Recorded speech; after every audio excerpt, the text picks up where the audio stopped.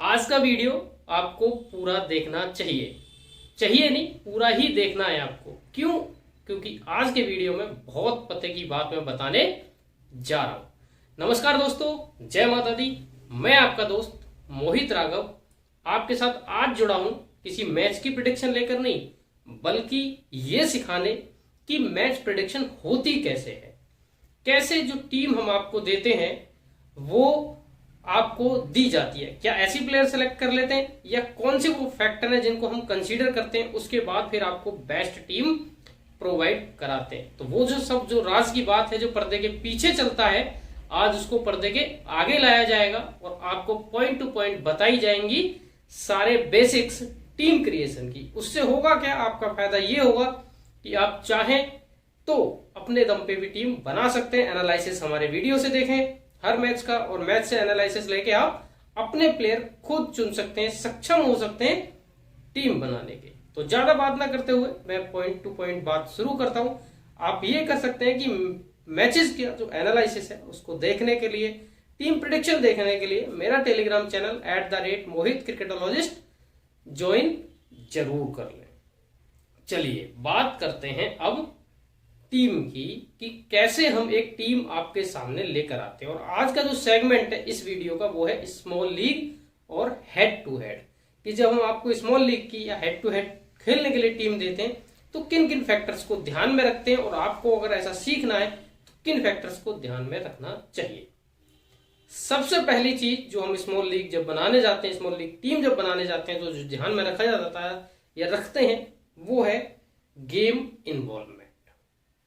Game involvement को समझिए क्या है। गेम इन्वॉल्वमेंट मतलब कि ऐसे प्लेयर चुने जो गेम में ज्यादा से ज्यादा इन्वॉल्व रहें, इन द सेंस कि या तो उनको बैटिंग पूरी करने का मौका मिले, बॉलर हो तो कम से कम पूरे 4 ओवर का कोटा डालें, T20 में वनडे के लिए 10 ओवर का कोटा डालें, और अगर टेस्ट मैच की सिचुएशन है तो जैसी पिच है, अगर स्पिन फ्रेंडली है तो वो स्पिनर हो, पेस फ्रेंडली है तो पेसर हो, या फिर बैट्समैन ऐसा हो जो टेक्निकली साउंड हो, टिक कर खेल सके। तो गेम की जो फॉर्मेट है उसके अकॉर्डिंग प्लेयर का जो टेम्परामेंट होता है, प्लेयर की जो क्लास होती है, उसको ध्यान में रखते हुए जो गेम इन्वॉल्वमेंट बनता है, पहली चीज हम उसको ध्यान में रखते हैं।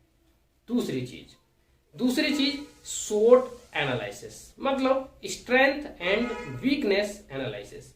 ये क्या होता है? ये होता है कि जो पिच, वेदर, ग्राउंड कंडीशंस होती हैं, ग्राउंड की बाउंड्रीज की जो लंबाई होती है, उन सबको ध्यान में रखते हुए प्लेयर का जो कैलिबर होता है कि ये प्लेयर स्पिन अच्छा खेलता है या पेस अच्छा खेलता है, उसके अकॉर्डिंग हम शॉट एनालिसिस करते हैं। आपको भी करना चाहिए। अगर आप एक बैट्समैन लेने जा रहे हैं, वो स्पिन के खिलाफ कमजोर है और एक स्पिन ट्रैक पे मैच है, स्पिन फ्रेंडली विकेट पे मैच है, तो चांसेस ये हैं कि वो सरवाइव नहीं करेगा, मतलब नहीं चलेगा। तो वहां से आपको एक क्लू मिल जाता है कि हमें इस प्लेयर को सिलेक्ट नहीं करना चाहिए। सपोज करिए पेस फ्रेंडली या स्विंगिंग कंडीशंस हैं, तो स्विंगिंग कंडीशंस कहाँ ज्यादा मायने रखती है? तो वो रखती है जब मैच स्टार्ट होता है, मतलब शुरू का जो स्पेल होता है वहां पे। तो ऐसे केस में आप उन बॉलर्स को ले सकते हैं जो इनका हथियार स्विंग है, और उसके साथ साथ उन ओपनर्स को मिस कर सकते हैं जो स्विंग को बहुत अच्छा नहीं खेलते। तो ये हो गई एक शॉट एनालिसिस।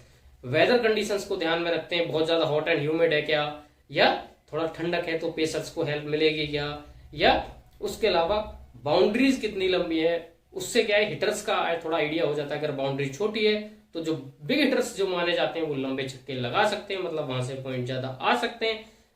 बाउंड्री लंबी है तो चांसेस ये हैं कि बिग हिटर्स फंस सकते हैं। हालांकि आज के दौर में 100-100 मीटर लंबे छक्के लगते हैं और बाउंड्री 80-85 से ज्यादा की होती नहीं है, वो भी पहले।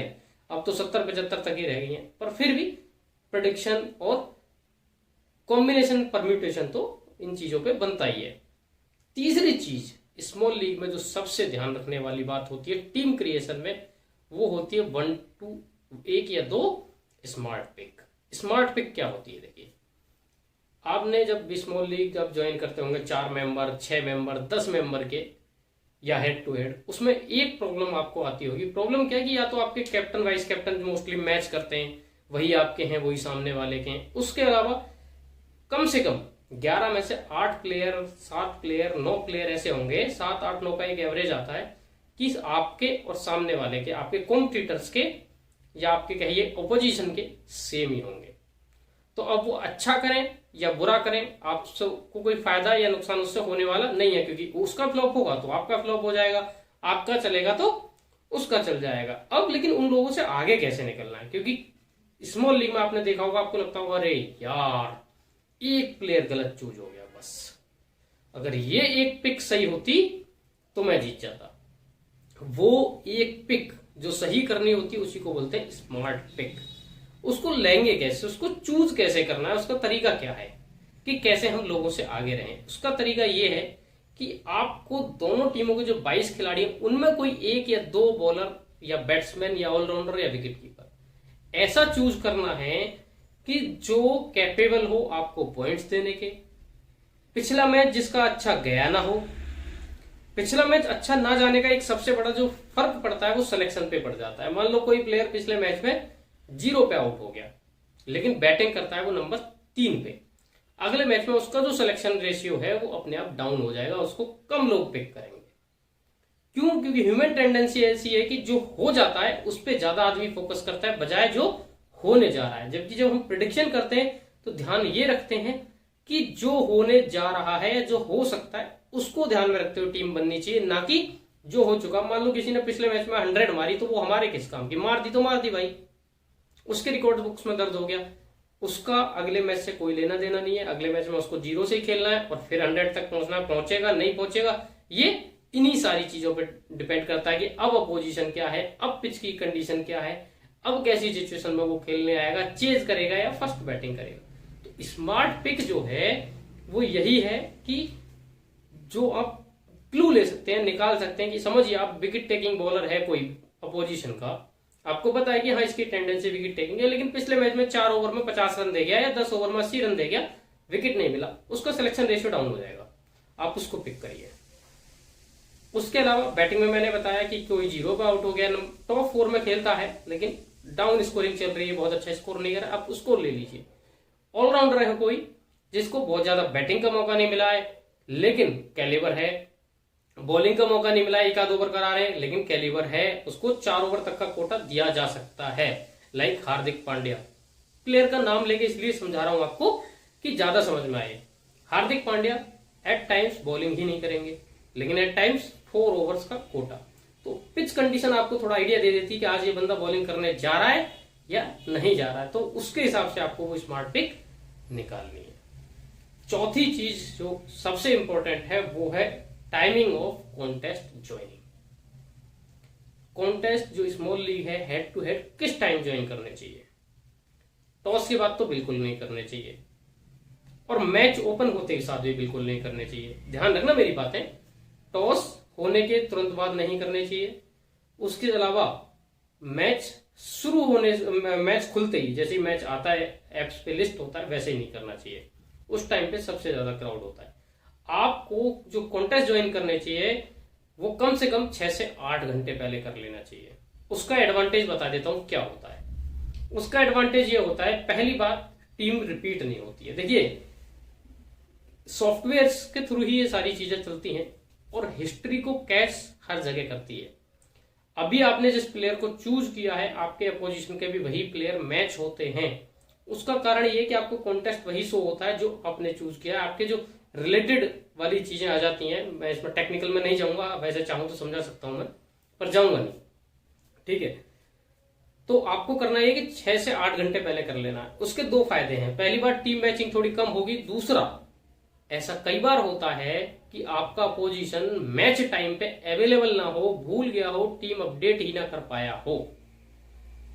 और अक्सर होता है, अगर आप 10 कॉन्टेस्ट ज्वाइन करते हैं 6 घंटे पहले, तो मेरी बात मानिए 10 कॉन्टेस्ट में से 4 या 5 कॉन्टेस्ट में ऐसा होगा कि आपके कुछ अपोजिशन ऐसे होंगे जिनकी टीम अपडेट नहीं होगी। तो वैसे ही मान लो सामने वाले के 3 प्लेयर खेल ही नहीं रहे, तो आपको वैसे ही एडवांटेज मिल गया, तो विनिंग के चांसेस बढ़ गए। मान लो 4 मेंबर के आपने ज्वाइन किया कॉन्टेस्ट, उसमें से 1 मेंबर ऐसा निकल गया कि जिसकी टीम ही अपडेट नहीं हुई, मतलब कॉन्टेस्ट कुल मिलाकर 3 मेंबर्स के बीच में ही रह गया, तो चांस ऑफ विनिंग बढ़ जाएगा। ये बात आपको ध्यान में रखनी है। ये हो गई बेसिक चीजें। अब आगे की टीम बनानी कैसे, किस प्लेयर को कैसे चूज करना है, उस पर डिस्कशन कर लेते हैं। लेकिन 100 क्रेडिट मिलते हैं एक टीम बनाने के लिए ड्रीम 11 पे। अब कुछ ऐप ऐसी भी हैं कि जहां पे क्रेडिट तो 100 ही है, लेकिन प्लेयर की क्रेडिट वैल्यू ड्रीम 11 से कम है।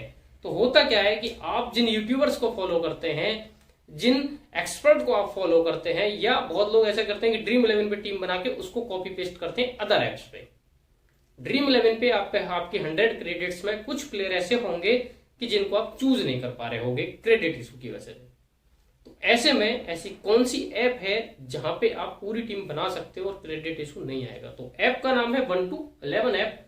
इस ऐप में 100 क्रेडिट में टीम बनानी होती है, लेकिन प्लेयर्स की क्रेडिट वैल्यू कम होती है। मान लो वहां कोई 10 क्रेडिट का है तो यहाँ 9.5 का होगा। वो आधा क्रेडिट आपको लग्जरी दे देता है टीम बनाने का। और एडवांटेज ये होता है कि 4 बड़े प्लेयर हैं, मान लो 10-10 क्रेडिट के। ड्रीम 11 पे 4 बड़े प्लेयर लेके फिर आप 11 की टीम सही से नहीं बना सकते हो, लेकिन 1 to 11 पे ये पॉसिबल है, क्योंकि उनकी वैल्यू वहां 10.5 की जगह 9.5 या 9 होगी। तो वहां से आपको लग्जरी मिल जाएगी। अब जो बंदा यूट्यूब से टीम उठा रहा है, या एक्सपर्ट से टीम उठा रहा है, या ड्रीम 11 से टीम उठा रहा है, वो उसको वहां कॉपी पेस्ट कर देगा। मतलब वो उसका दिमाग वहां जाएगा ही नहीं कि भाई यहाँ पे पॉइंट्स की लग्जरी है तो मैं उस तरीके से बना दूं, क्योंकि उसको सिर्फ कॉपी पेस्ट करना है टॉस के बाद। आपको ध्यान में बात ये रखनी है कि 1 to 11 पर खेलना है, और 1 to 11 पर जब आप साइन अप करेंगे, नीचे डिस्क्रिप्शन में रेफरल कोड दिया हो, लिंक दिया हुआ है, लिंक पे क्लिक करें और इसको डाउनलोड कर लें।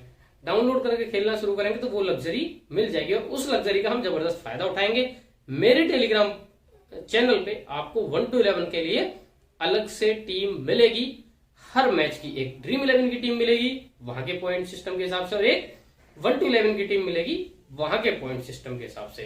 तो अभी कभी डाउनलोड कर लीजिए। लूडो वगैरह भी गेम है, कट एंड स्लाइस गेम है, तो अदर गेम भी आप इस पे खेल सकते हैं। फिर नेटवर्क आपका कमीशन है, रेफरल कमीशन है, और उसके अलावा आप अपनी विनिंग भी, क्योंकि कंपटीशन कम है तो विनिंग के चांसेस ज्यादा हैं, उसको ध्यान में रखते हुए भी आप अच्छा खासा पैसा कमा सकते हो। तो अभी के अभी 1 to 11 आप ज्वाइन करें, अभी डिस्क्रिप्शन से लिंक उठाएं, क्लिक करें और फटाफट डाउनलोड कर लें। अगर आप डिस्क्रिप्शन से लिंक नहीं उठा पा रहे हो तो गूगल पे 1 to 11 टाइप करें और फटाफट जो ऐप आए उसको डाउनलोड कर लें। साइन अप करते समय मेरा रेफरल कोड MS राघव जरूर डालें, जिससे कि आप मेरे नेटवर्क से जुड़ जाओगे और मैं आपको टाइम टू टाइम पर्सनली भी गाइड करता रहूं। चलिए, ये बात होगी एप्स की। अब आ जाते हैं वापस टीम क्रिएशन पे। कैसे टीम बनानी है भाई, फॉर्मेट क्या रहना है, और कैसे चूज करना है कि इस प्लेयर को लेना है और इस प्लेयर को नहीं लेना है। सबसे पहला सेक्शन जो होता है टीम क्रिएशन में, वो होता है विकेट कीपिंग। कौन से विकेट कीपर को चूज करना है? आपके पास 2 से 3 ऑप्शन होंगे, मिनिमम 2 तो है ही दोनों टीमों से, बाकी 3-4 भी हो सकते हैं कि 2-2 विकेट कीपर एक एक टीम में खेलते हैं, एक एज ए बैट्समैन और एक विकेट कीपर, लेकिन लिस्ट होता है वो विकेट कीपर की कैटेगरी में। देखिए, कुछ बेसिक चीज मैं बताने जा रहा हूं। विकेट कीपर जब आप चूज करें तो पहली चीज ध्यान रखें, बैटिंग ऑर्डर। दोनों टीमों के विकेट कीपर्स का क्या बैटिंग ऑर्डर है। सपोज करिए एक ओपनर है और एक नंबर 5 खेलता है, तो सिंपली आप ओपनर के साथ जाएंगे। अब ये बात भी ध्यान रखिए, जब हम बात कर रहे हैं तो स्मॉल लीग की बात कर रहे हैं। ग्रैंड लीग के लिए दूसरी वीडियो है चैनल पे, तो उसके हिसाब से बात करनी है। और अभी आप पब्लिश होते के साथ ही वीडियो देख रहे हैं, तो ये वीडियो आपको ग्रैंड लीग की शाम तक मिल जाएगी। आफ्टर 24 आवर्स वीडियो बन चुकी है, एडिटिंग में है अभी तक, ठीक है। तो सिर्फ स्मॉल लीग की अभी हम बात कर रहे हैं। यहाँ पे head to head up to 10 members. आप ध्यान रखिए कि हम अभी यहाँ डिस्कशन चल रहा है। बैटिंग ऑर्डर सबसे पहली चीज होगी विकेट कीपर जब हम चूज कर रहे हैं, तो कि आपको कौन सा विकेट कीपर रखना है। बैटिंग ऑर्डर जिसका हायर होगा उसको रखना है, पहली चीज। दूसरी चीज, अगर दोनों का बैटिंग ऑर्डर से मतलब वो भी ओपन करता है और वो भी टॉप 3 में खेल रहा है, तो लगभग बराबर की बात आएगी। तो फिर किसको चूज करना है? फिर उसको चूज करना है जिसकी रेपुटेशन बेटर बैट्समैन की है। 2 चीज होगी। तीसरी, बेटर विकेट कीपर। मतलब अगर सेम ही मामला फंस रहा है, दोनों की रेपुटेशन जबरदस्त है, आप वहां कंफ्यूज है कि यार इसको लूं या इसको लूं, ये भी मारता है, ये भी बढ़िया बैट्समैन है, ये भी ओपन कर रहा है, ये भी नंबर 3 तक खेल रहा है, अब मैं किसको लूं? तो जो जिसका ग्लव वर्क बेटर हो, जो बेटर विकेट कीपर हो, जिसकी रेपुटेशन, वहां जाइए, उसके साथ जाइए। कारण बता देता हूं क्यों। देखिए, T20 हो या लिमिटेड ओवर्स गेम हो, test match is a different thing. Test match की बात नहीं कर रहे हैं हम, अभी लिमिटेड फॉर्मेट की बात कर रहे हैं। यहां पे क्या है, कि स्पिन का रोल बहुत ज्यादा हो गया है, स्पिनर्स का रोल बहुत ज्यादा बढ़ गया है जब से इवोल्यूशन हुआ है गेम का। अब स्पिनर्स जब ऑपरेशन पे होते हैं तो आपने ये नोटिस भी की होगी, आजकल स्पिनर्स के खिलाफ विकेट कीपर्स को ज्यादा चांसेस मिलते हैं बजाय पेसर्स के। तो वहां पे स्टंपिंग का और आपका कैचेज के चांसेस बढ़ जाते हैं, और कैचेज स्टंपिंग आने का मतलब है कि आपको सीधा 8 पॉइंट का फायदा। इसलिए आप जाइए बेटर विकेट कीपर के साथ। ये हो गया विकेट कीपर चूज करने का रूल। आ जाते हैं बैट्समैन पे। अब बैट्समैन कितने चूज करने और कैसे चूज करने, देखो कितने की कोई गिनती नहीं है, 3 से 5 की मैक्सिमम लिमिट है, 3 से 6 की। आप वो कर सकते हैं, 3 से करिए, 6 से करिए, जो आपके क्राइटेरिया पे सही बैठ रहा हो। लेकिन करना कैसे वो मैं आपको बताने जा रहा हूं। करना ऐसे है, पहली चीज गेम इन्वॉल्वमेंट। कोशिश करिए जो बैट्समैन आप पिक कर रहे हैं वो नंबर 4 तक के हों, 1 से 4 तक अपनी टीम में खेलते हों। क्यों? क्योंकि अगर आप T20 के लिए करने जा रहे हैं टीम सेलेक्ट तो ये बहुत जरूरी हो जाता है, या T10 के लिए करने जा रहे हैं तो 1 से 4 तक, क्योंकि 5, 6, 7 के बैट्समैन के लिए बहुत कम चांस बचता है। रेयरली होता है जब अर्ली विकेट्स गिर जाते हैं तो मिलता है, और वो भी लिमिटेड टाइम रहता है। तो अगर कोई बैट्समैन है जिसकी रेपुटेशन सिर्फ और सिर्फ बैट्समैन की, वो 5-6 नंबर खेलता है, तो उसको छोड़ दीजिए, सोचिए भी मत उसके बारे में। उसके बाद दूसरी चीज रहती है कि prefer if chance of bowling, मतलब अगर कोई बैट्समैन ऐसा है जहां से आपको संभावना ये लग रही है कि ये 1 ओवर 2 ओवर बॉलिंग आपको दे सकता है, लेकिन लिस्ट है बैट्समैन कैटेगरी में। एग्जांपल बता देता हूं, सुरेश रैना एक ऐसे बैट्समैन है जो हमेशा आपको बैट्समैन कैटेगरी में लिस्ट मिलेंगे अभी ऑलराउंडर्स में। या अगर मैं बात करूं आपका इंटरनेशनल क्रिकेट में, सौम्य सरकार है उस टाइप के प्लेयर हैं। और भी अगर मैं थोड़ा दिमाग लगाने की कोशिश करूं तो मुझे सोचना पड़ेगा किन किन देशों में ऐसे प्लेयर हैं। दसुन सानका हैं श्रीलंका में, अगर मैं और डीपली जाऊं, धनंजय डिसिल्वा भी हैं। बैट्समैन की कैटेगरी में जिससे आपको कुछ ओवर की संभावना मिल जाए, वो आपके लिए बैट्समैन ज्यादा बेटर होता है। और वो मिलता कैसे है मैं आपको बता दूं। उनकी रिपीटेशन ये होती है कि हर मैच में वो बॉलिंग करते नहीं, लेकिन कैसे पता करें कि आज बॉलिंग करेगा बंदा, यह कर सकता है।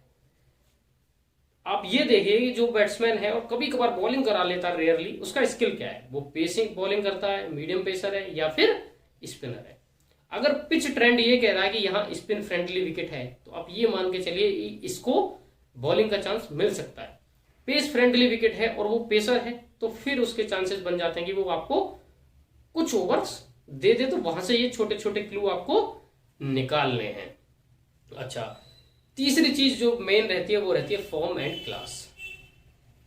स्मॉल लीग में फॉर्म एंड क्लास का मतलब नाम का बड़ा नाम है, या नाम का बड़ा महत्व है। कैसे?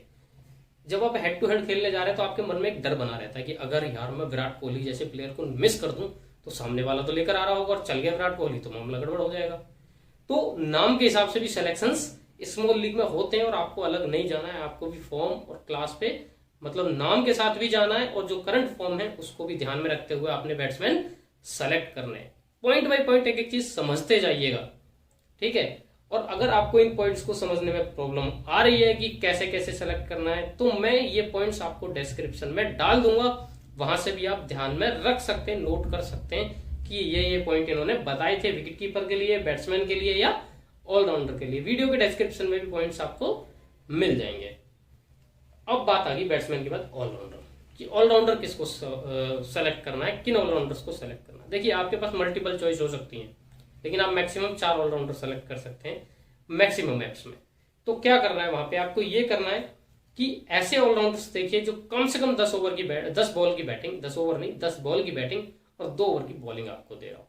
वहां से आपको ठीक ठाक गेम इन्वॉल्वमेंट मिल जाएगा, पहली चीज। दूसरी, उसकी करंट फॉर्म क्या है, अभी पिछले 2-3 मैचेस में उसका क्या रहा है, या उस पर्टिकुलर ग्राउंड पे उसका क्या कैसा रहा है, या पिच के हिसाब से उसकी स्ट्रेंथ क्या है। मान लो स्पिनिंग ट्रैक है और वो स्पिन अच्छी खेलता नहीं है, तो उसका तो कुछ होने से रहा, तो आप उसको हटा दीजिए, भले ही सब लोग सेलेक्ट करके जा रहे हों। तीसरी चीज श्योरिटी। श्योरिटी कैसे? ऑलराउंडर वही पिक करें, 2 धारी तलवार होते हैं ऑलराउंडर, मौका मिला तो बहुत कुछ, वरना कुछ नहीं। तो श्योरिटी मतलब ऐसे ही ऑलराउंडर पिक करें कि जो ये श्योरिटी दें, जो ये पक्का रहे जिनके साथ कि हाँ इनको बैटिंग या बॉलिंग जरूर मिलेगी, वरना किसी काम के आपके नहीं है, तो उस चीज को भी ध्यान में रखें। अब आ जाता है बॉलर्स का सेगमेंट, कि बॉलर्स कैसे आपको सेलेक्ट करने हैं आगे जाने के लिए। पहली चीज, कि टाइप ऑफ बॉलर क्या है, मतलब बॉलर क्या है, कैसा है, लेग स्पिनर है, ऑफ स्पिनर है कि पेसर है, तो पेसर में स्ट्रेंथ क्या है उसकी, स्पीड या वेरिएशन। लिमिटेड ओवर्स फॉर्मेट में off spin versus leg spin अगर आपके पास हो ऑप्शन तो लेग स्पिन के साथ जाइए, गोल्डन रूल है। पेस वर्सेस वेरिएशन का ऑप्शन हो तो वेरिएशन के साथ जाइए। ये आप ध्यान रखिए, टाइप ऑफ बॉलर में ये चीज ध्यान रखें कि लेग स्पिनर्स और उसके साथ वेरिएशन वाला गेंदबाज प्रेफर करें। Stage of bowling, stage of bowling मतलब किस स्टेज पे वो गेंदबाज जो आप सेलेक्ट करने जा रहे हो वो आता है बॉलिंग करने। अब स्टेज का एडवांटेज ये है कि विकेट्स हमेशा लिमिटेड ओवर्स के गेम में सबसे ज्यादा गिरते हैं डेथ पे। मतलब आप ये बॉलर्स देखिए कि कौन से वो बॉलर हैं जो लास्ट के 6 ओवर 5 ओवर में ऑपरेट करने जा रहे हैं सामने वाली की टीम के, जिसे हम डेथ बॉलिंग बोलते हैं या डेथ ओवर्स बोलते हैं, कि कौन से वो बॉलर है जो डेथ ओवर्स में गेंदबाजी करेंगे। उसी के हिसाब से आपको प्रेफर करना है और उन्हीं गेंदबाजों को लेना है जो डेथ ओवर्स में ऑपरेट करेंगे। स्पिनर्स आपको सेलेक्ट करने हैं तो वो सेलेक्ट करना है जो विकेट टेकिंग, और आज की डेट में लेग स्पिनर्स की वो रेपुटेशन है कि वो विकेट टेकिंग ऑप्शंस बन गए हैं, तो लेग स्पिनर्स के साथ ज्यादा जाएं। तीसरी चीज, जब पेसर्स की तरफ देख रहे हैं तो आप वेरिएशन देखिए कि कौन स्लोअर बॉल डालना जानता है, कौन स्लोअर बाउंसर डालना जानता है। Slower bouncer, slower balls, yorkers, इनका बड़ा महत्व है विकेट टेकिंग में। तो इसलिए जो बढ़िया यॉर्किंग करता हो, जो बढ़िया आपका स्लो बॉल डालता हो, जो बढ़िया स्लो बाउंसर डालता हो, ऐसे बॉलर्स को आपको प्रेफरेंस देनी है, क्योंकि इनके पास विकेट टेकिंग के चांसेस ज्यादा होते हैं अदर बॉलर्स की कंपैरिजन में। अब आ जाता है फुल कोटा। देखिए बॉलर जब आप सेलेक्ट करने जा रहे हैं तो हमेशा ध्यान रखिए ऐसे बॉलर ही सेलेक्ट करें जो पूरा कोटा बॉलिंग करें। वनडे में खेल रहे हैं आप, वनडे के हिसाब से सोच रहे हैं तो 10 ओवर जो पूरे करता हो, और T20 के हिसाब से तो पूरे 4 ओवर का कोटा डालता हो। आपको 2 ओवर वाला बॉलर सेलेक्ट नहीं करना है, और प्रिफर ये करें कि जो टीम सीट आई है उसमें जो टॉप 5 जो मेन 5 गेंदबाज हैं उनमें उस गेंदबाज का नाम होना चाहिए। छठा या 7वां बॉलिंग ऑप्शन अगर बॉलर की कैटेगरी में तो कभी भी सेलेक्ट ना करें, स्मॉल लीग में बिल्कुल नहीं करना है। अब टीम तो आपकी तैयार होगी, बात आ जाती है कि कैप्टन और वाइस कैप्टन आपको सेलेक्ट कैसे करना है। तो कैप्टन और वाइस कैप्टन का आपको ये करना है कि जो सबसे बड़ा नाम हो, जिसको सब लोग जा रहे हो, मतलब हवा के साथ ही बहना है कैप्टन सिलेक्शन में, जिसका सिलेक्शन परसेंटेज सबसे ज्यादा हो कैप्टनसी के लिए, उसी को आप कैप्टन बना दें बेधड़क, क्योंकि आपके पोजीशन का भी 90% कैप्टन वही आने वाला है। अब आ जाती है बात वाइस कैप्टन की कि वाइस कैप्टन कैसे चूज करें। वाइस कैप्टन चूज करने के लिए जो मेन गोल्डन रूल है आपको ये ध्यान रखना है कि थोड़ा सा हट के करना है, मतलब जो जिसके साथ सब जा रहे हैं उससे थोड़ा बचें। अगर वाइस कैप्टन सब कोई ऐसा ले रहे हैं जिसने पिछले मैच में परफॉर्म किया है तो आप हटा दीजिए उसको, आप कोई ऑलराउंडर या कोई बैट्समैन के साथ जाइए या फिर विकेट कीपर के साथ जाइए। गेंदबाज के साथ मैं स्मॉल लीग में खासकर T20 मैच में बिल्कुल कभी भी प्रीफर नहीं करूंगा कि आप वाइस कैप्टन चूज करें, और कारण मैं बता देता हूं। कारण ये है कि देखिए ऑन एन एवरेज एक बॉलर जो विकेट लेता है वो 1 से 3 लेता है, 1 2 3 4 या 5 विकेट बहुत कम लेते हैं, ठीक है। अब मान लीजिए कि आपके बॉलर ने जिसको आपने वाइस कैप्टन बनाया उसने विकेट लिए सिर्फ 2 विकेट, मतलब 50 पॉइंट। अगर दोनों बोल्ड भी किए मानो तो 33 दूनी 66, मतलब 66 पॉइंट आपको दिए उसने, और as a vice captain 33 point आपको एक्स्ट्रा दे के गया वो 2 विकेट की कैटेगरी में। वहीं आप एक ऐसे बैट्समैन को या एक ऑलराउंडर को चूज करते हैं जिसने 10 बॉल में 20 रन बना दिए और उसके अलावा 1 विकेट ले लिया, तो वो आपको लगभग वहीं पहुंचा देगा जहां आपका बॉलर है। लेकिन बॉलर के साथ क्या है कि सिर्फ बॉलिंग करके उसका काम खत्म, बैटिंग में उसका कोई रोल नहीं है। लेकिन ऑलराउंडर 2 धारी तलवार है, वो वहां भी काम करेगा वहां भी काम करेगा। उसके अलावा बैट्समैन भी अगर कोई 40 रन बना के जाता है ना कोई बैट्समैन, तो वो आपके उसके जो टोटल पॉइंट्स होंगे वो लगभग वहीं हो जाएंगे। और ये रेयर है कि कोई बॉलर 2 विकेट ले और दोनों बोल्ड के ले, है मैक्सिमम तो कैच स्टंपिंग और यही सब रहता है। तो उसमें क्या है कि फिर 50 पॉइंट पे आपका जो 30-35 रन का जो बैट्समैन है वो आपको वहीं पहुंचा देगा। तो प्रीफर ये करिए कि बैट्समैन को लेकर जाएं या ऑलराउंडर को लेकर जाएं या विकेट कीपर को, क्योंकि इनके पास पूरा गेम टाइम होता है। गेंदबाज के पास सिर्फ 24 गेंदों का इन्वॉल्वमेंट होता है 240 बॉलों के मैच में, मतलब 10% इन्वॉल्वमेंट होता है उसका बस। सोचिए बहुत गहरी बात है। बैट्समैन के पास 50% इन्वॉल्वमेंट होता है, बल्कि उससे ज्यादा। कैसे कि 120 गेंद में है बैटिंग के लिए, जिसमें से वो 70, 80, 90 तक भी खेल सकता है अगर टॉप 4 में है।